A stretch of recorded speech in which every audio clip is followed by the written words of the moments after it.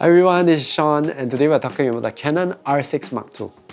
So when I got news of this, I was very surprised because I thought that the R5 Mark II would come first. But anyway, thanks to Canon Singapore, I had a chance to test drive the pre-production model as well as this production model. So I only had 2 shoots with it, actual events, and I just want to share my thoughts. First thing that really impressed me out of the box was the AF. It is incredible. Check out this Wushu competition. I nailed, the focus was spot on all the time with a 70-200 RF at f2.8. So this is really impressive. It's definitely up there at the R3 level. I didn't have a chance to test how the AF works in low light, but knowing that this is a full frame sensor, it gives me peace of mind that with a fast lens, it should work very well.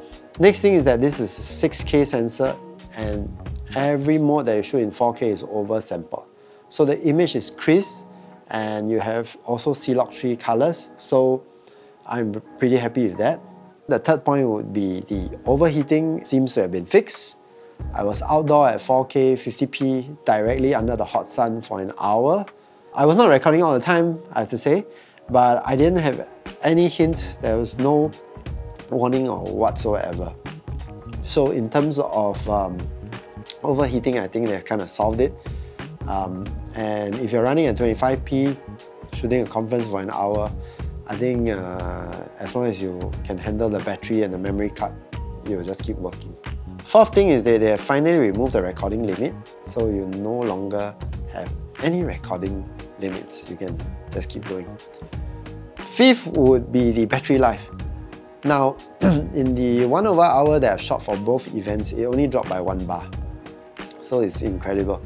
Yeah, I was not shooting non-stop, but the camera was on probably 70% of the time with the LCD on. So that is very impressive for me, especially coming from the R5C. Last thing, they finally implemented the red border just to let you know that you're recording. I think the implementation can be improved. They made it to blink with the outline, a very thin outline.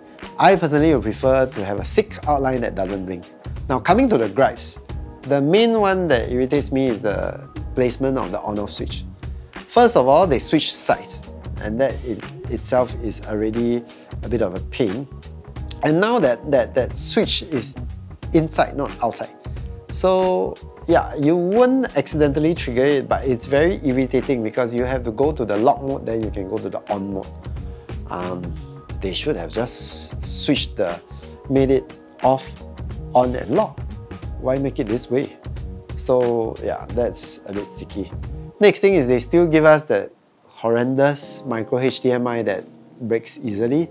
And now coming to the one that bothers me a little is that when you have an external monitor connected, if you want to record internally, the LCD screen will be turned off. It's really odd. If you want to see both screens at the same time, you can, but you can only record externally.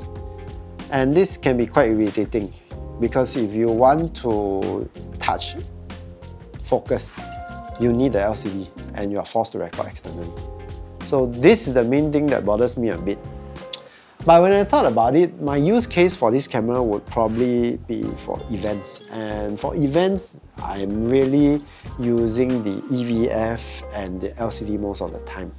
At a wedding, I don't really want to have an external monitor because I want to be, disappear in a crowd and also move fast. So if I'm an event shooter, I won't be bothered by this too much.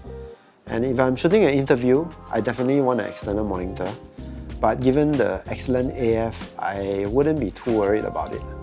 So is there a drawback, a showstopper? I don't think so. I think it's still it's a very, very capable camera.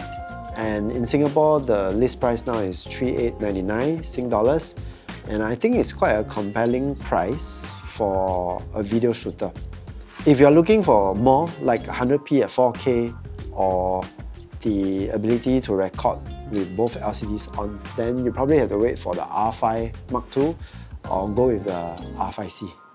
For me, I will definitely be thinking about getting this for event videography. So that's all for today. I hope this has been useful. Till the next time, bye bye.